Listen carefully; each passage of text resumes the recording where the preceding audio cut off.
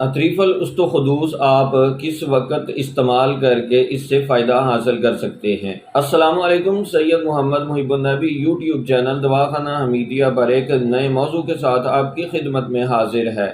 اطریف الاسطخدوس ایک قرابہ دینی مرکب ہے اور تمام دوا ساز ادارے اسی نام کے ساتھ اسے بنا کر فروخت کر رہے ہیں۔ آپ اسے کب استعمال کریں گے؟ اس سے پہلے آپ سے درخواست ہے کہ آپ اس چینل کو سبسکرائب کریں، بیل کے بٹن کو دبائیں، ویڈیو کو لائک اور شیئر کر دیں۔